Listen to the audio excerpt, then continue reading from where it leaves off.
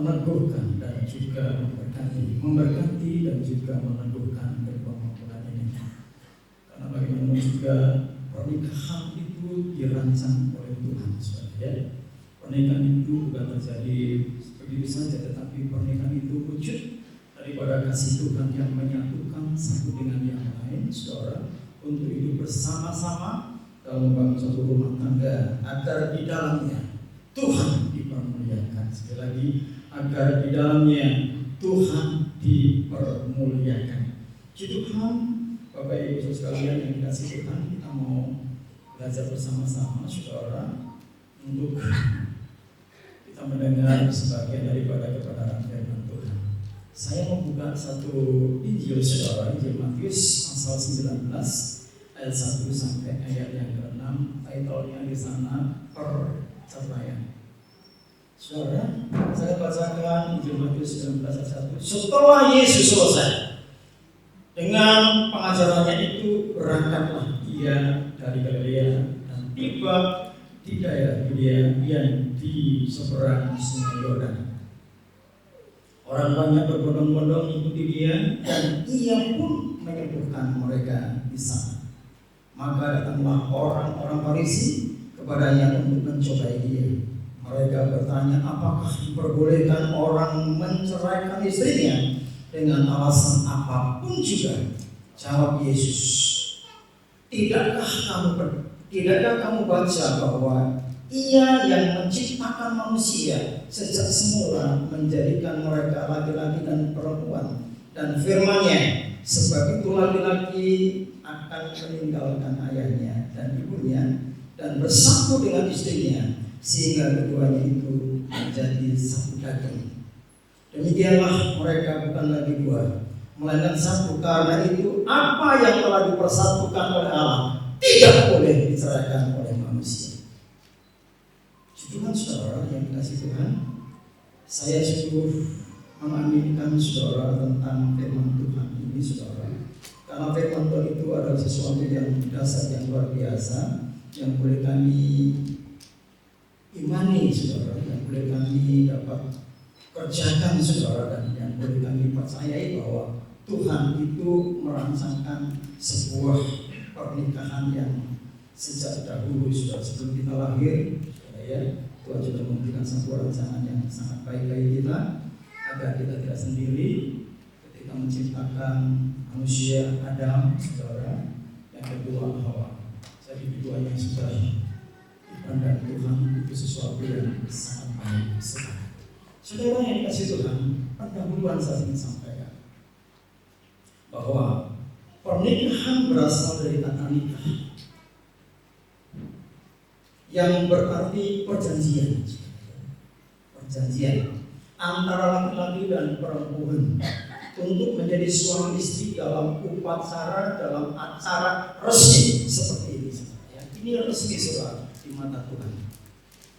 Penciptaan manusia yang dari dua jenis kelamin, laki-laki dan perempuan, membuktikan bahwa pernikahan itu direncanakan, dirancang oleh Tuhan sendiri, saudara, bersifat monogami, bukan poligami, monogami. Cukup satu suami, cukup satu istri, dan tidak ada yang lain kecuali mati, saudara.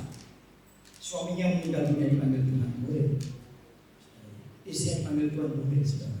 Tetapi kalau masih dua-duanya hidup, itu dalam ikatan pernikahan kudus, tidak boleh cerai. Kalau orang yang menceraikan dirinya dan melawan firman Tuhan akan menanggung akibatnya. Hidup ini diatur oleh Tuhan dan dibawa kepada kemuliaan di mana Tuhan ada.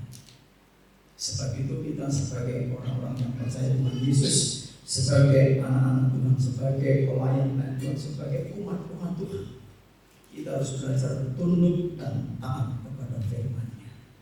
Karena firman-Nya itu adalah ya dan amin. Di dalam firman-Nya ada kuasa, ada pemulihan, ada jalan kebenaran dan kehidupan, dan bahkan ada sesuatu yang sangat penting, saudara. Saudara, pernikahan yang berkenan kepada Allah adalah pernikahan antar sesama orang Kristen, sesama orang percaya, ya, seperti itu, yang didasarkan pada cinta kasih. Ya. Jadi pernikahan itu bukan coba-coba. Tapi itu memang sudah dibina, didoakan. Dan kapan untuk kita diberkati, diteguhkan sebagai suami istri yang sah, yaitu menerima sakramen pernikahan. Bapak Ibu yang kami kasih dalam Tuhan Yesus Kristus, saya sampaikan bahwa pernikahan itu direncanakan oleh Tuhan sendiri, bersifat monogami. Saya sampaikan tadi, untuk apa? Meluruskan generasi manusia serta pemeliharaan bumi. Itu ada Kejadian pasal 1 ayat 36. Saya ingin sampaikan tentang hal pernikahan, bahwa pernikahan yang berkenan kepada Allah adalah pernikahan antara sesama orang percaya, sesama orang Kristen. Saya dulu bukan Kristen, saya orang Muslim. Istri saya sudah orang Muslim, tapi dua Kristen saya.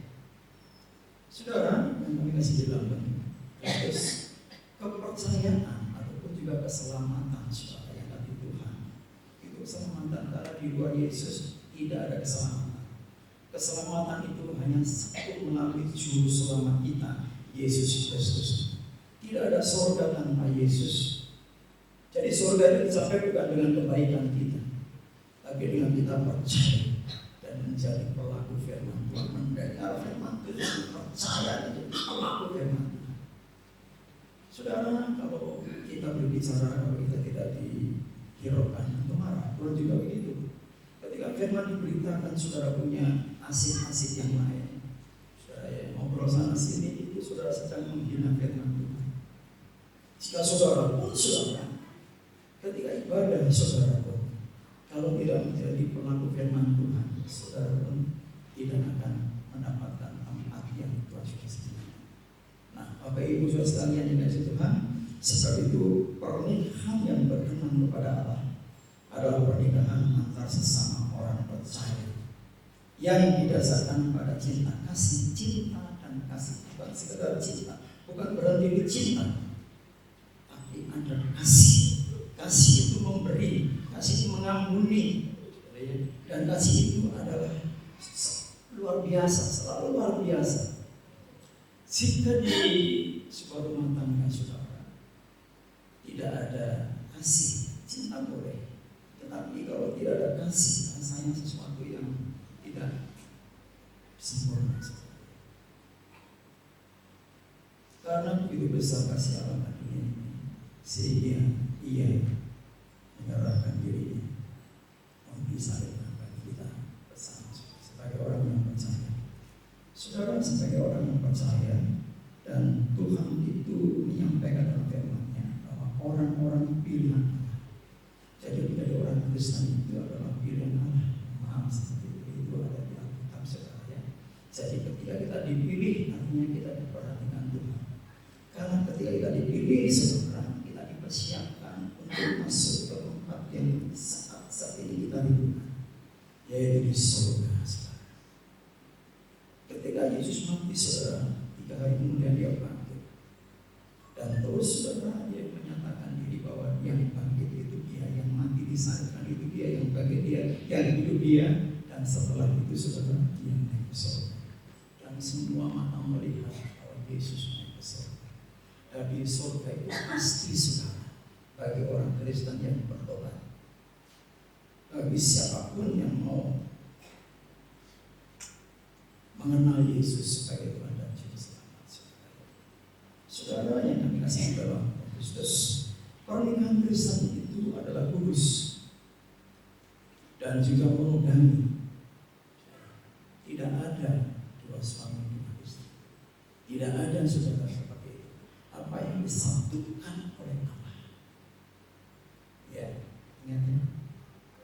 Coba lihat sini, mulai lagi jangan dulu aja. Ya saya. Ya. Saya, kamu harus setia. Bahkan setia sampai mati. Tidak ada pikiran perempuan, tidak ada pikiran laki-laki, hanya saya. Di tempat ini, di gereja ini, kamu akan diteguhkan. Setelah diteguhkan, diberkati rumah tangga. Diteguhkan untuk menjadi suami istri yang sah. diberkati selagi saudara membina rumah tangga, diberkati. Segala keperluan kita besar dan kecil, keperluan rohani khususnya, Tuhan memberkati. Jadi jangan berjalan sendiri. Setelah nanti mendapatkan penemuan yang jadi suami istri, jangan malas ke gereja. Amin. Oke, setuju? Jangan tinggalkan Tuhan. Yang menciptakan Anda berdua Tuhan, dan yang menyatukan menjadi suami istri Tuhan melalui iman.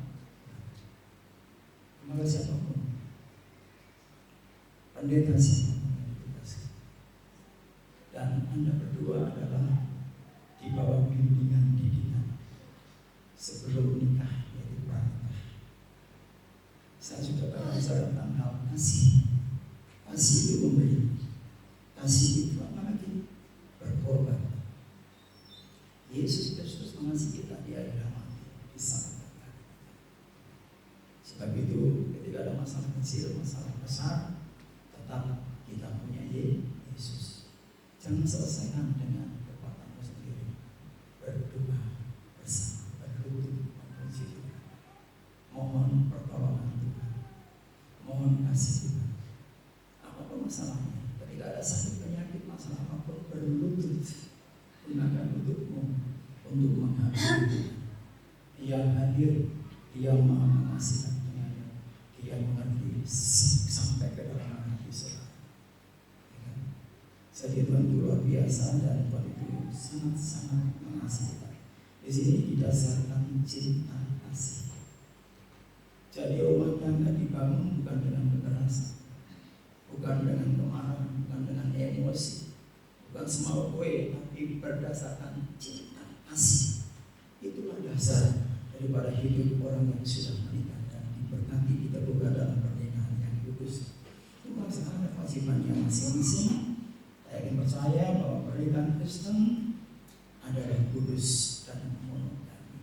Ya, kudus dan monogami. Saya ingin percaya sebelum diberkati di sini Anda tetap menjaga kekudusannya. Jadi setelah menikah baru saudara melaksanakan apa yang dianjurkan oleh Tuhan. Pernikahan Kristen tidak mengenal perceraian. Itu paham. Jangan punya sesuatu yang di hadapan Anda saja, yang saudara sudah pilih dan Tuhan memberkati.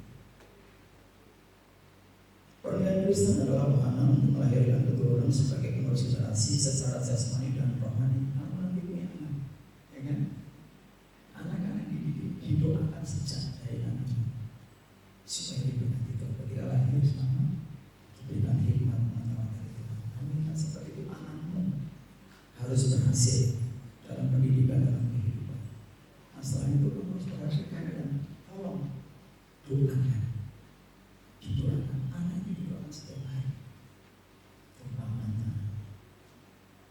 itu anak yang berdoa sendiri-sendiri berdoa. Doakan anak nanti menjadi anak yang hebat, dalam artian anak yang berhasil. Anak-anak itu adalah anak yang sudah percaya kepada Tuhan, dan Tuhan pasti berlaksana, dan Tuhan pasti melaksanakan yang terbaik sesuai dengan harapan. Pernikahan Kristen juga mengatur hak dan kewajiban suami istri dan juga dengan anak-anak, sebab anak-anak dalam pernikahan merupakan satu buah pernikahan itu sendiri. Ya. Seperti itu, yang berhak menerima penuh nikah di gereja seperti Anda berdua. Yang berhak menerima peneguhan diteguhkan baru diberkati. Nanti saya teguhkan dulu baru diberkati. Bukan saya memberi Tuhan, kami hanya alatnya saja. Seperti itu. Jadi saya ingin bahwa Tuhan Yesus menjadi Bapa yang baik bagi Anda berdua. Seperti itu.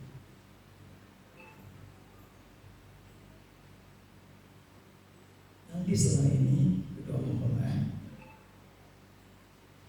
berhak menerima surat nikah dari gereja untuk mencatatkan pernikahan mereka ke kantor sip masyarakat sipil setempat dengan membawa itu baik dari pihak gereja maupun juga dari pemerintah seperti itu saja.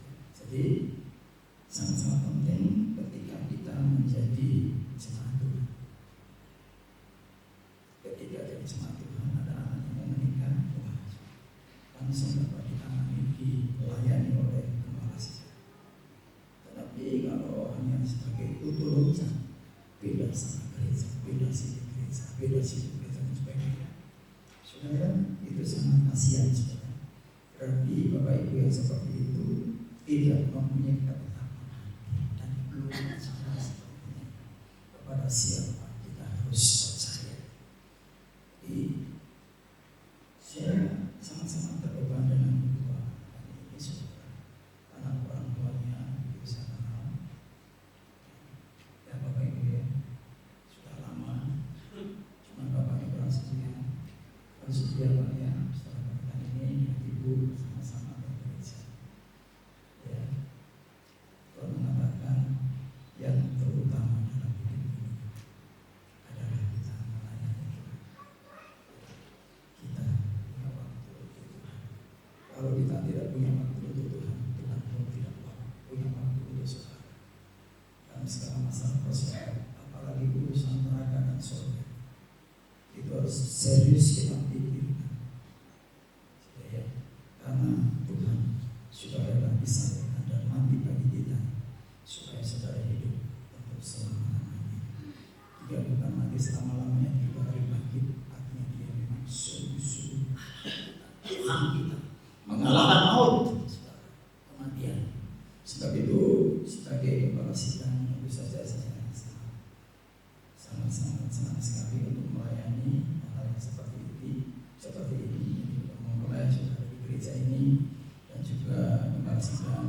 Tentu saja sangat senang melihat anak-anak seperti anak-anak depan ini saudara untuk menikah bukan sembarangan, tetapi menikah agar mereka menjadi satu pegangan hidup saudara, pegangan hidup, dan kita yang percaya bahwa Tuhan memberkati kita semuanya. Jujuran saudara, saya mau turun ke bawah saudara ya, dan saya ada cincin, ada bawa cincin, ada ya, ada. Sudah dikasih sama saya? Udah ya, kalau belum bisa kasih ya.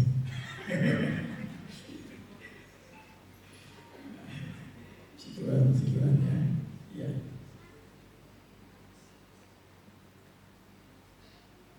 Minta nanti saudara